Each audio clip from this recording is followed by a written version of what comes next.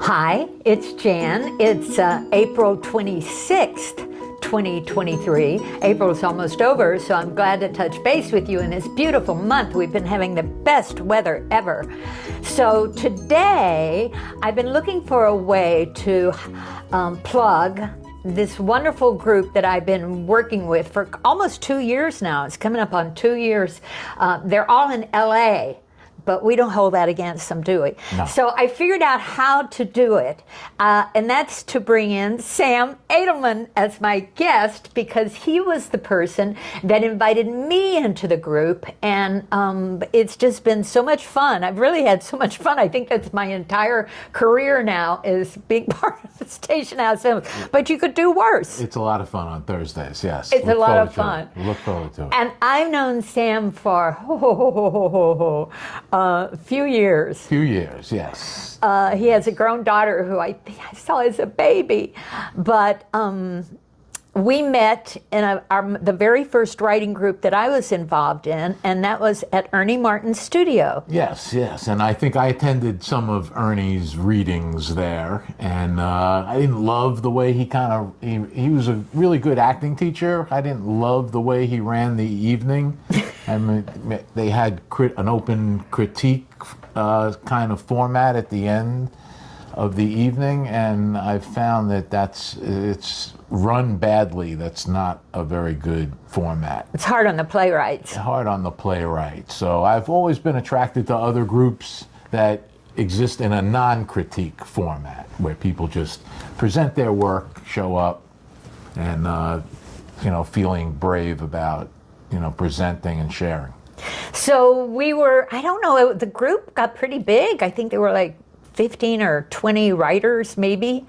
I remember it was pretty competitive at Ernie's. At Ernie's, yes. And I decided not to put my work through his workshop, and I started my own. And where we had our own rules, and we kind of ran it with improvements, I thought. And we rented space where Jan was working at Ernie Martin's Theater.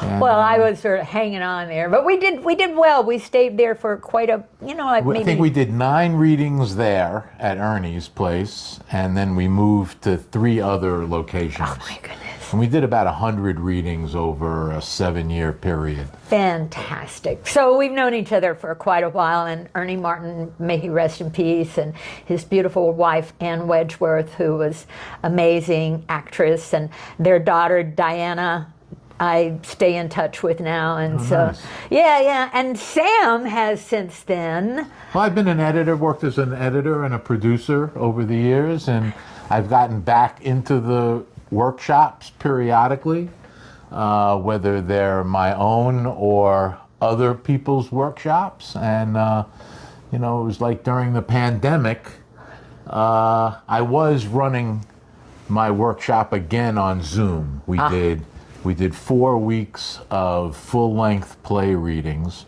and then we did 5 weeks of a series called Memories of the Brill Building, where that was a place where I worked for about 25 years, and I invited a bunch of post-production professionals to take part in a forum where we exchanged stories of the various films that we worked on in the Brill Building. And there were people who worked on Bonnie and Clyde and Reds, and there were a ton of really good stories. And so people who came to see Memories of the Brill Building on Zoom during the pandemic were members of the Station House in California, and they invited me to come and participate. And I did. It's run by Gareth Williams and Bjorn Johnson.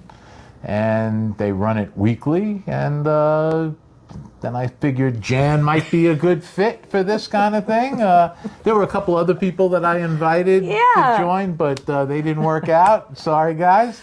But for Jan, and both myself and Jan, we find it very useful. Very useful. I've reworked many scripts. There's some great actors who take part in the readings on Thursday nights, and really talented writers. So it's a great environment. And they're musicians and editors also, and they're learning how to make films, sort of low budget films or no budget films. Yeah, one of the unique parts of the evening is that we collectively write a poem every week. And kind of briefly, the way that works is that at the beginning of each evening, we select a title, which is based on either a title or a specific theme. We all vote on what that is. We send in our selections into the chat, have a little fun with that, and Bjorn Johnson usually tallies up the suggestions and gives us our parameters for the evening. And everyone writes one line, less than 12 words, not containing any of the words in the title, nothing that rhymes, nothing containing excrement or anything you wouldn't want your grandmother to hear. And during the course of the evening, we submit the lines, and Bjorn collects the lines and curates a poem. It's amazing. Puts it together to be read at the end of the night. And from that, both Gareth and Bjorn encourage the collective to possibly choose one of the poems and make a short film out of them. And there have been a dozen of these that have been made. We're kind of hoping that we can collectively show them to the public at an upcoming film festival this summer. But they're available on YouTube if you search the Station House Poets. Yeah, on YouTube. Go on to YouTube where you find me, and Station House Poets. It's really amazing how Bjorn sort of enfolds all the lines, and it's true, he reads them twice at the end of each evening. And the first time, everybody's sort of waiting for their line to come up. And then the second time, we really sort of ease back and sort of get the whole aroma of the project. And Bjorn's a terrific reader. He's a terrific actor, so he brings something. I know I've curated the poem a couple of times, and when I read it back at the end of the night, it doesn't have the snap that Bjorn gives it, so. Sam is a terrific actor, and he did really well on the poems of the nights that he curated them. They're fun doing them, but Bjorn is the real pro at it. And, I'm always relieved when I see Bjorn there at 9:30, so. And the other cool thing is that, as I've heard them say at the group, the bench is very deep.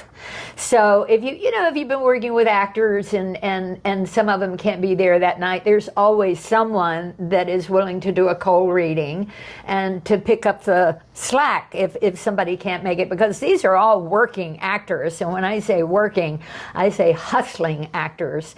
They're out there doing self-tapes and voiceovers. I mean, it's a very special collective in that the group is 99% very talented. Very. Who's the 1%? I'm going to leave that out, but I probably give myself less credit. But no way. It's just really wonderful to be, playing tennis with really good tennis players. Yeah. It raises your level. I mean, the stuff that you bring in consistently, I know is encouraged by knowing that you have these readers. Oh, they're amazing. So. It gives you a lot of incentive to write and to get things read. And the other rule is that it has to be 10 minutes or less. Yes. that we bring in. So that really forces you to sort of look at the 10 minutes that you're bringing in and sort of edit it, or maybe but do I really need that line? It helps me kind of edit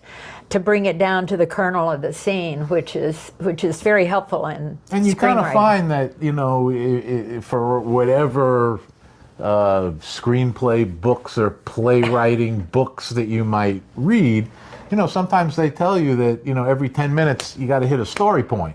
Cool. So that gives you, like a goal within the 10-minute assignment. Well, thank you very much, Sam. I didn't know that little. I don't. No, it makes sense. But you try to have some sort of bullet point action. I love it.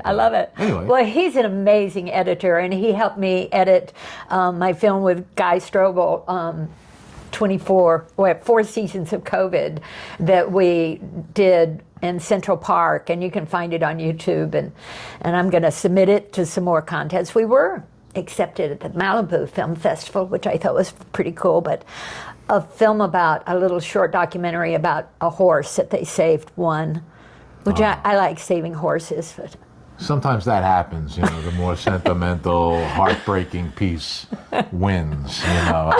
I've run into that. I was just so excited to be accepted. If you're in into an competition actual- with like a feel-good kind of movie that Yeah. raises everyone's spirits, you're going to lose. And this was Guy, my blessed friend Guy, who is still cleaning Central Park. So I think we have to do a part 2 coming up.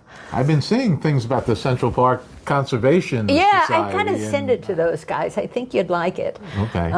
But, well, I think that's it, except for Let's Go Mets. Let's go Mets. We need Sam all the and help. I are huge Mets fans, and I think we were doing okay until this last. Yeah, a little few- too much rosin. The rosin and the sweat kind of rosin. threw us off. But What you know, happened? That guy was like, it was rosin, I but don't they know. got Everyone's doing tests now with rock. Going, what is that? But anyway. it. Not fair. But Let's Go Mets.